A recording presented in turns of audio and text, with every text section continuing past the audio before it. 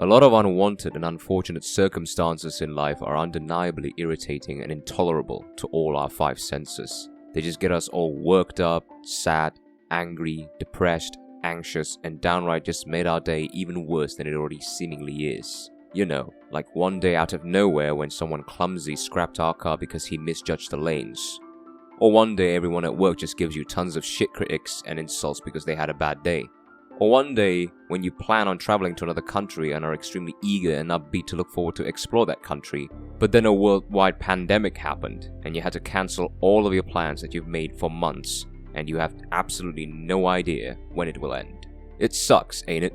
Failures, rejections, being ignored, harsh critics, accidents, sloppy seconds, unnecessary distractions, unwanted attentions, and unfortunate events. All these circumstances are just nitpicking at our fractured ego and just make them revolt uncontrollably in our heads and summoning all kinds of unnecessary emotions in order to mitigate or satiate our wounded mentality. We wish that we all could take these circumstances lightly. We all wish that we could not take these circumstances personally. We all wish we can take all these infuriating and troublesome circumstances with a grain of salt and just move on. But unfortunately, most of us can't. Now why? It's because while all these circumstances are unwanted, they are also very rarely or even never expected by all of us to happen. All of us human beings love the path of least resistance and always lust for the happy thoughts and just throw away all negative thoughts out of the window. Things that are hard, unpleasant, mundane, tedious, painful, irritating, and catastrophic. We all put a barricade on them to keep them away from ever infiltrating our peaceful but naive minds. Now why do I say naive? Because it is exactly like expecting a flower to bloom, but never expecting them to wither and die eventually. By entirely rejecting unwanted circumstances, you are basically rejecting reality. Even in the most seemingly beautiful, exciting, thrilling, comedic, and soulful circumstances or experience, there is always some chance that all of them can turn into the complete opposite. A seemingly very romantic and passionate relationship could turn into a bitter and toxic one. A seemingly warm and sunny day could turn into a cloudy and windy week. A peaceful and refreshing gathering could turn into a heated and physical debacle. Every single thing that you thought was fortunate can instantly turn unfortunate. So how do you take all these unwanted and unfortunate circumstances on a stride then? It is by conducting something called negative visualizations. Or think of the worst case scenario. Now obviously, this is not about turning all of you into a pessimistic or an extreme defeatist. Not at all. Not by any means. Instead, it is by all means a tool to mental fortitude. By doing negative visualizations, it causes you to anticipate and expect the probability of unfortunate circumstances that is bound to happen at any time, and allows you to physically and mentally prepare yourself should they happen. Now, how does thinking of the worst case scenario make you mentally impenetrable? Simple. Through anticipating and preparing for the occurrence of negative circumstances, it builds and fortifies your recognition of them and trains you to dismiss them both comfortably and non-reactively, rather than overlooking them and then basking yourself in the misery of your own emotions by reacting profusely to them because you are unfamiliar with them. If all that sounds a bit gibberish to you, I'll give you my own example. I got fired from my job a week ago. Now, most people would spend a lot of time crying, weeping, and wallowing in sadness, misery, and pain for their apparent incompetence in the professional field, and because they never anticipated they would get fired. But for me, I just took it on a stride, give it a bit of a toss out of the window, and move on to look for another job. Now, how did I manage to quickly and dismissively do that?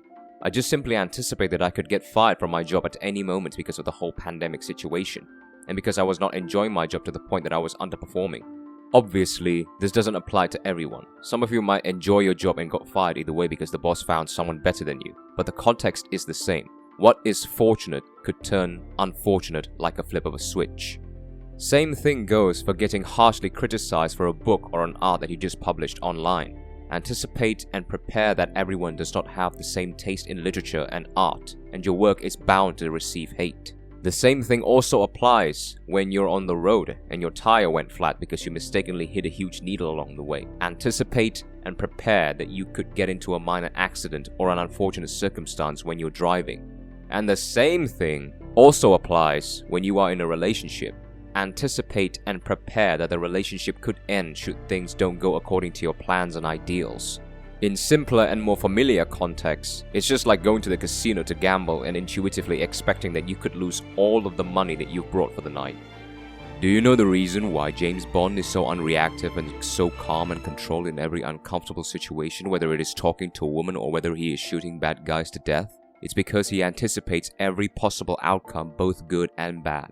That is why when he gets rejected by a woman, he just brushes it off and move on. And during shootouts, he anticipates that he could get shot, get injured, or even to the extreme circumstance of getting killed. He expects and is prepared and content with all of those circumstances happening. That's why he's able to take so much shit and still keep his cool. Think of yourself as dead. You have lived your life. Now, take what's left and live it properly. Expect the unexpected. Negative visualizations allow us to not be consumed by the disheartening power of unfortunate circumstances that are most of the time unanticipated by all of us. Confronting the worst-case scenario strips it off of much of its anxiety-inducing power. Happiness reached via excessive positive thinking can be fleeting, misleading, and brittle. Visualizing the worst that could happen generates a much more dependable serenity. It does this by allowing us to anticipate, prepare, recognize, dismiss, and emotionally detach from them entirely when they come into our vicinity. To have an iron mind is not to prevent the poison of negative circumstances from infiltrating your mind, because they will infiltrate your mind regardless, but it is to allow your mind to develop the ability to confidently handle those poisons, grabbing them by the neck without overreacting emotionally in the absence of any logical and cognitive processes. Thank you for watching.